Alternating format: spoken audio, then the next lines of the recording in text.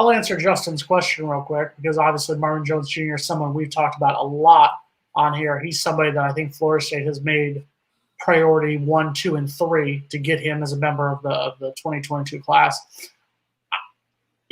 We'll do like Logan here. We'll give you a little tease. I think Florida State right now is the favorite to get Marvin Jones. I think there's both the personal loyalty factor, obviously, with his father, a soon-to-be college football Hall of Famer, if I had voted that one. And just I think he's on that track.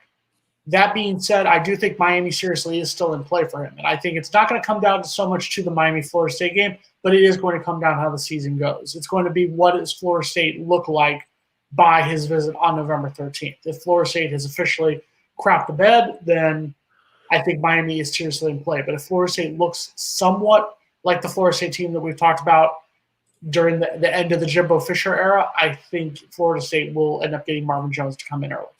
Yeah, we talked about it a little bit earlier too, Jason. I think for a majority of these guys, the big time targets like Marvin Jones Jr. along with Armella, it's on the field product, but I do think Florida State is in a very, very good spot with him. And that's a cat. That is a mandatory. Yeah. I think I saw your show, Mark, with Nate, and he mentioned that Marvin Jones Jr. is a must-get / top target / gotta have him. And I completely agree. And I know his dad is very supportive, and he's very – I wouldn't say he's one of those parents that are like, oh, you just go ahead and go anywhere you want. I'd love for you. Even if you go to Florida, blah, blah.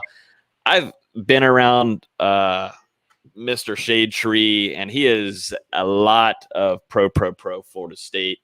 I mean, why shouldn't he be? But he is going to definitely, I think, be encouraging his son to go to FSU. He's just a diehard Nolan. That's just always how it will be for him. So I think that goes into positive effect for Florida State and makes it easier for the staff to do their thing. But it's got to be on the field play. They got to see progress there, and it's a must need. They got to have it for depth. Got to have a pass rush there. He looks great in size so far. He came into spring putting on a few pounds. He's growing phenomenally. He's got great genes from his dad. But Marvin Shade Tree Jones Jr. has got to be, I think right now, an FSU. Now, I wouldn't say lean, but I think he's definitely Florida State's heavily in that mix. You could say, I'd probably say it's about 60-40 right now towards Florida State. I think one of the things that did help FSU was that state championship game being moved to Tallahassee this December. You know, we talked to him, we interviewed the American Heritage team after they won the title, and seeing him before, you could see that this was a different environment for him. This was playing on the same field. This was the first time he had actually played on the field that his dad started as a linebacker for Florida State in the early 90s. So you could see that. You could see him looking up and seeing his father, you know, the 55 retired up there, the jersey retirement up there. You could start to see that this was a different animal. This was a much different animal. That being said, if Miami is the Miami team that they have the talent to be this season, Miami could definitely be in play for him. And I think that would be a huge – you know, we talked about this before, like Bradley Jennings' son turning down Florida State going to Miami. I think if Marvin Jones does go to Miami over Florida State, that is a huge, huge hurt for Florida State's 22 class. Yeah, gigantic hurricane. Even going back to Devin Bush Jr. too, and him picking Michigan. That's a total. It's rough. Not that was. Dad got a little job on the side up there. Yeah, that helps a little tad bit there, but still, you got to start bringing in these legacies, and that's the same with Armella and Marvin Shade Tree Jones Jr. It's really going to depend. Right smack that. If Florida State gets blown out once again from Notre Dame, it's a heavy concern in recruiting, in my opinion. I mean, if it's in your own house at 8 p.m., I know it's Mike Norvell's. You come after the pandemic and everything, but in my opinion, it's not I wouldn't say heavy concern, but it's a concern for, you know, you're able to get these guys on campus. You're doing everything right. The off season's wonderful. But then there's no progression. This game has to be competitive going into the fourth quarter, in my opinion, for recruiting to stay on this trend right now. It's like AMC to the moon. Florida State's got to take this game in the fourth quarter. I have to disagree with you on that one part right there. I think it's more not so much the Notre Dame game because you know what's going to happen. whether it's a Whoa. close loss, you know that right now. I mean, we're going to be. Whoa, are you saying Florida? You know, Florida State's getting blown out from Notre Dame? Hold on. Chat. Where's the chat? Chat, get them. Let me finish, sir. Quit trying to stoke fires that aren't there real quick.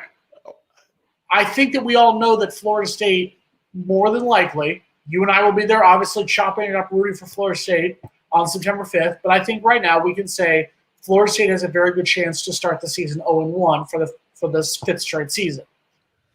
It's going to become the games after that. It's going to become the Wake Forest game. It's going to become that game against Louisville. It's going to become that game against Syracuse, because Florida State has the chance to go into Clemson on October 30th with a 5-2 record. Maybe if they can upset North Carolina, which could happen. I mean, they did it last year, possibly 6-1 at that point.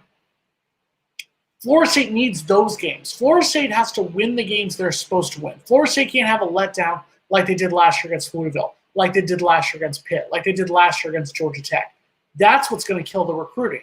Is if Florida State comes into the Clemson game 5-2 or 6-1, okay, Florida State is in play, and a lot of these guys can see things are starting to turn around. If Florida State goes into Clemson 4-3, 3-4, that's when the panic button gets hit, especially with games left in the season against Clemson, North Carolina State, Miami, Boston College, and Florida to end this regular season. Mm-hmm. See, I'm not necessarily saying they have to win this game. I'm saying more of you got to have some kind of progression, though. If there's no implementation.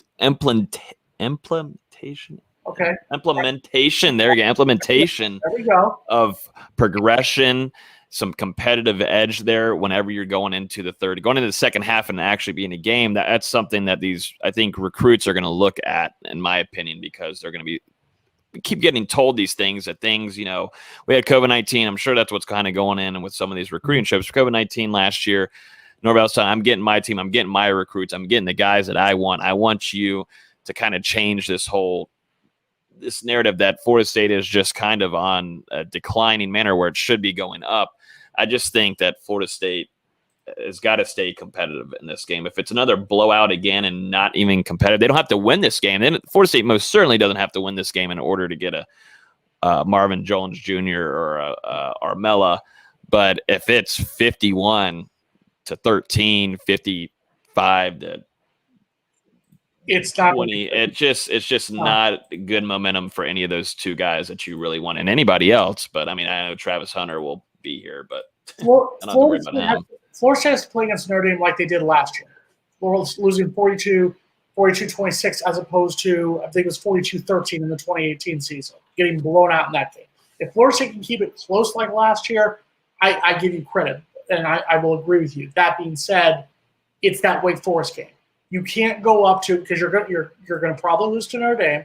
You're going to probably beat Jacksonville State. And then it comes down to that Wake Forest game. If you go up to Wake Forest and convincingly beat Wake Forest, things can start to go. Things can start to go a certain way. But if you lose to Wake Forest, you come home against 1-2 against a Louisville team that smoked the hell out of us last year. Yes, I know they lost Tutu Atwell. Yes, I know they've lost a decent amount of those products guys, but that was a team that beat the hell out of us. Mm-hmm. So those to me are the more important games, because those are the games you're supposed to win